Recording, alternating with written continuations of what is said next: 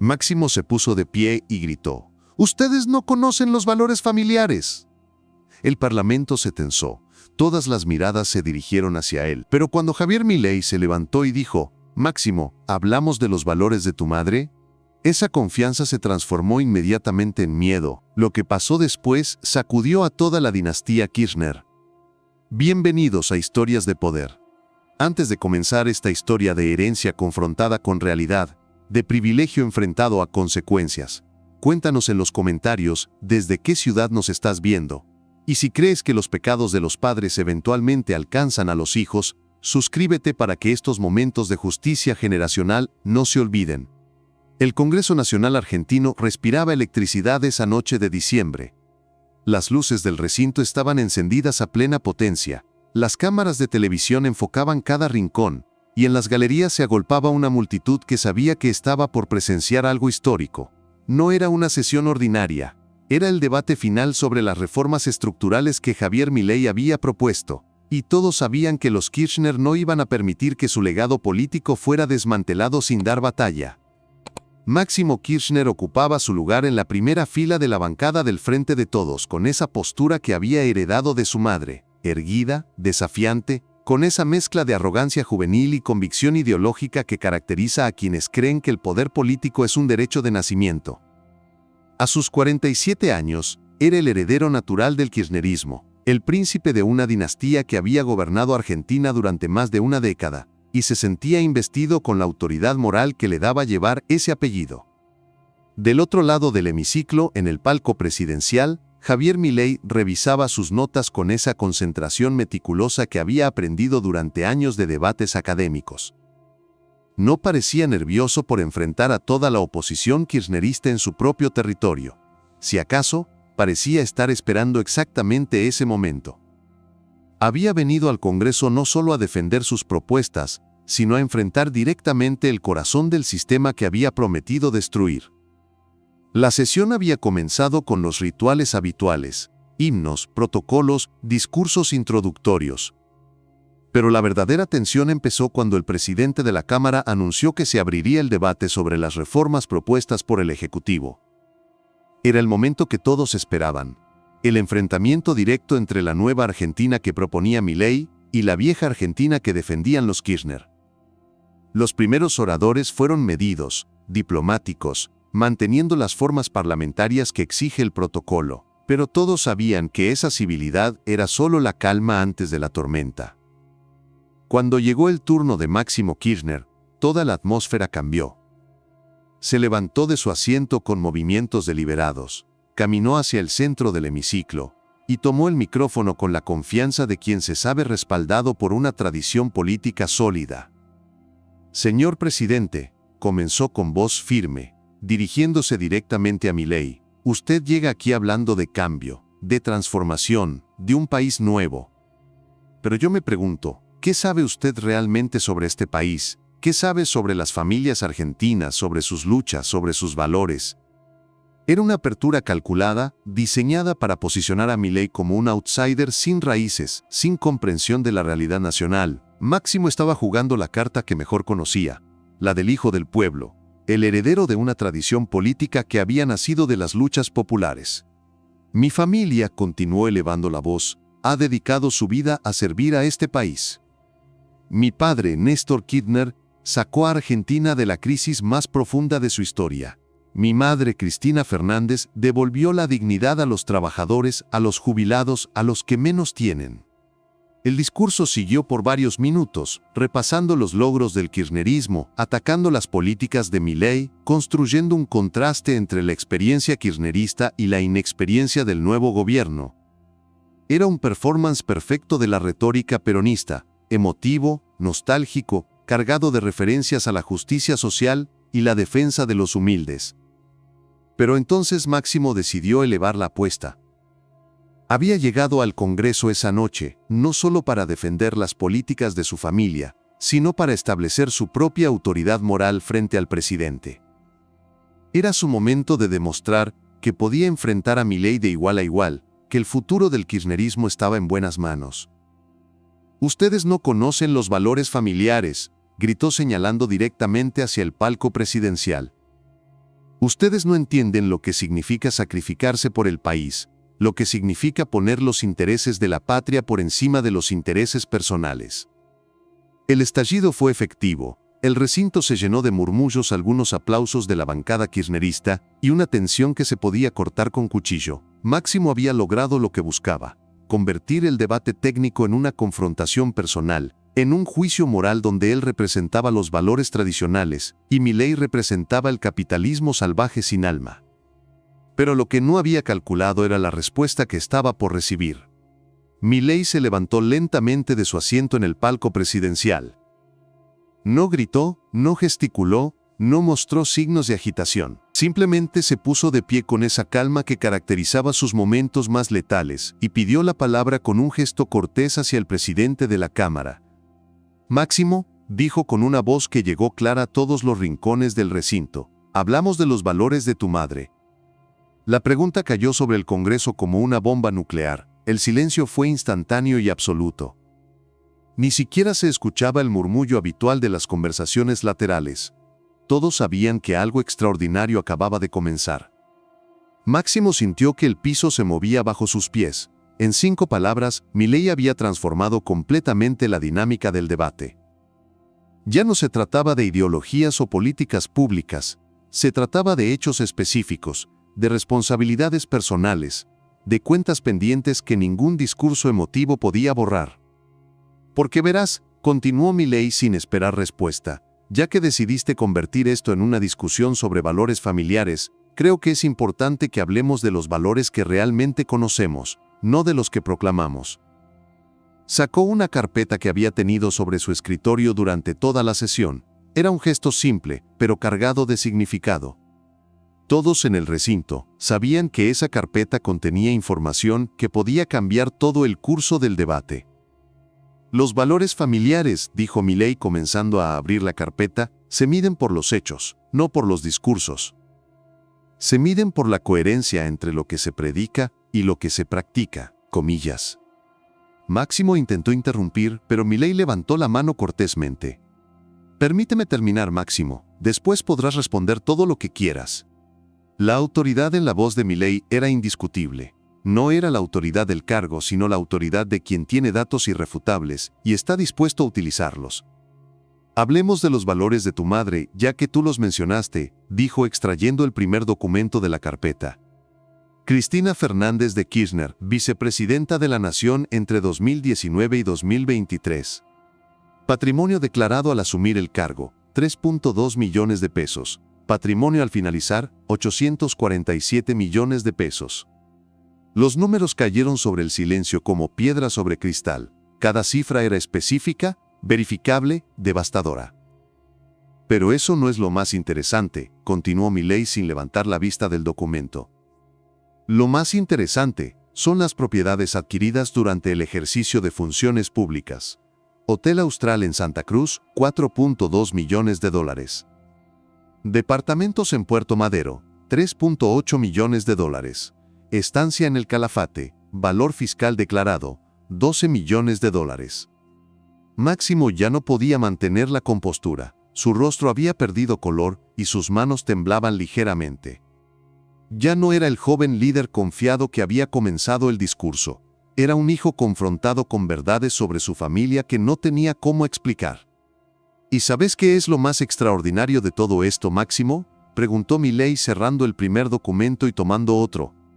Que mientras tu madre acumulaba este patrimonio inexplicable, la pobreza en Argentina creció del 27% al 42%.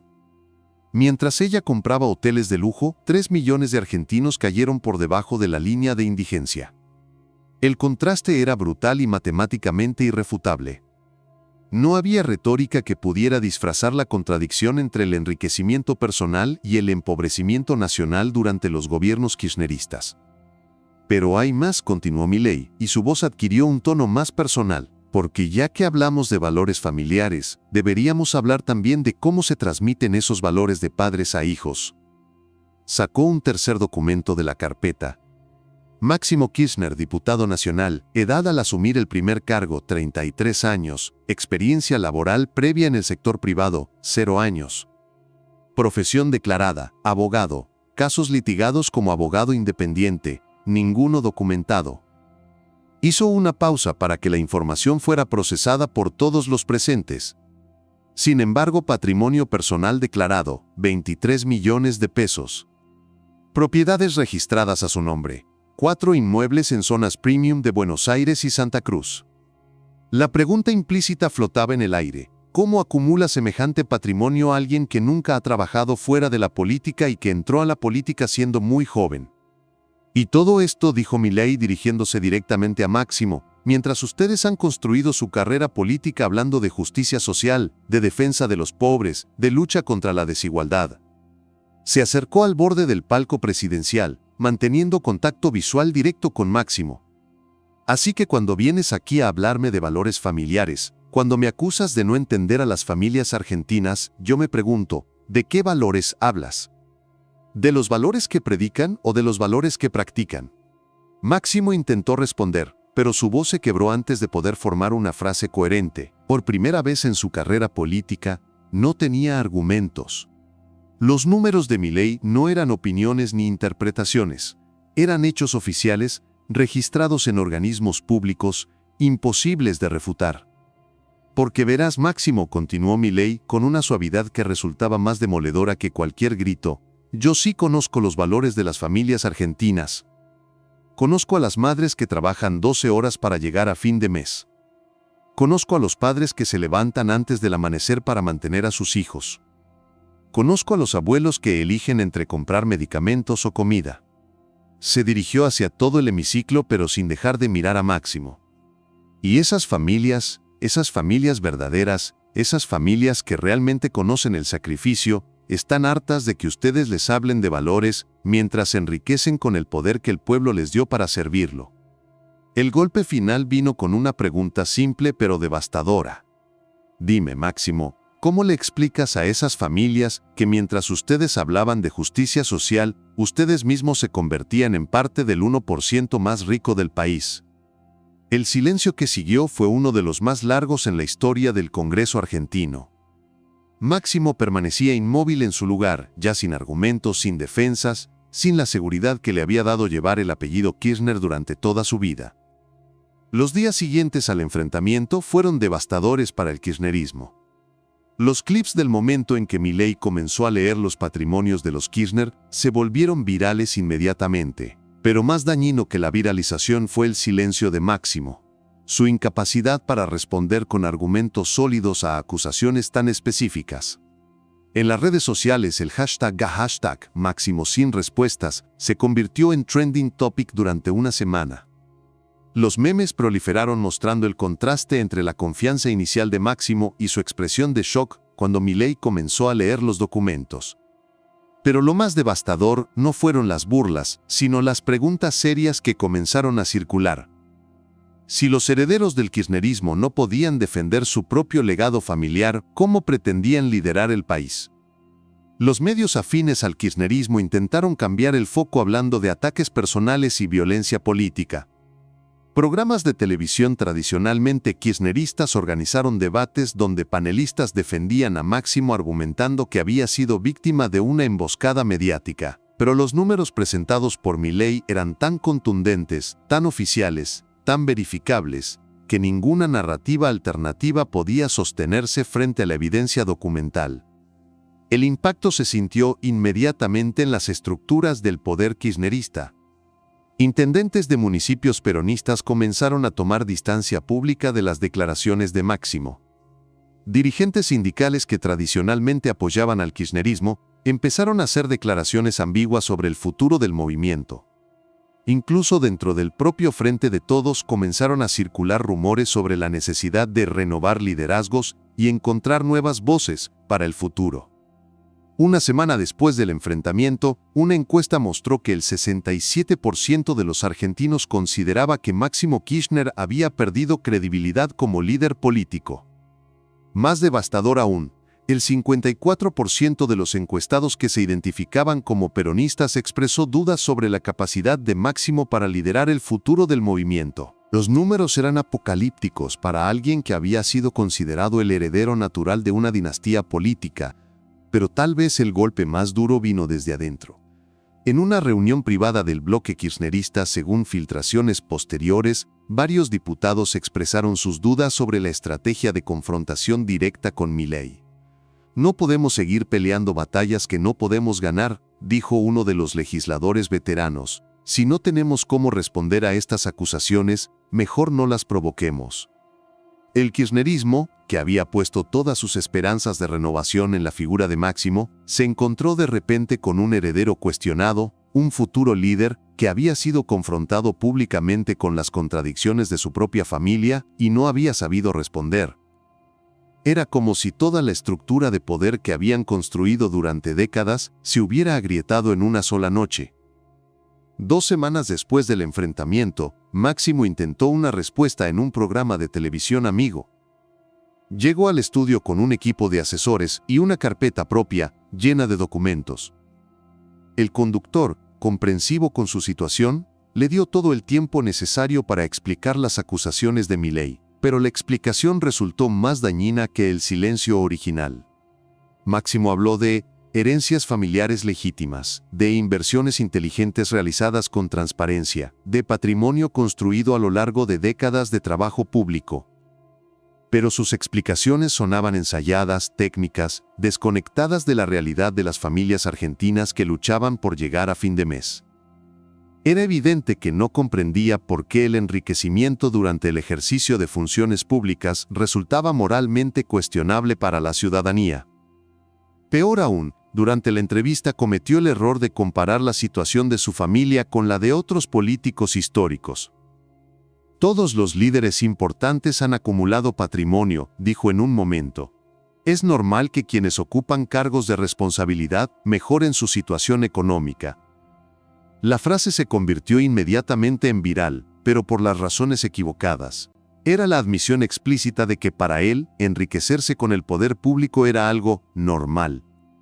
3 meses después del enfrentamiento, la crisis interna del kirchnerismo era evidente. Máximo anunció que tomaría un tiempo de reflexión, alejándose temporalmente de la primera línea política. Oficialmente era para estudiar y prepararse mejor para los desafíos futuros.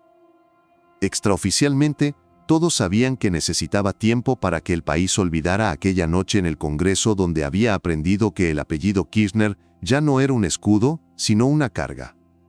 La decisión de Máximo de alejarse temporalmente generó un vacío de liderazgo en el kirchnerismo que nadie parecía capaz de llenar. Cristina Fernández intentó asumir nuevamente el protagonismo, pero ella misma estaba debilitada por las acusaciones que Milei había hecho públicas.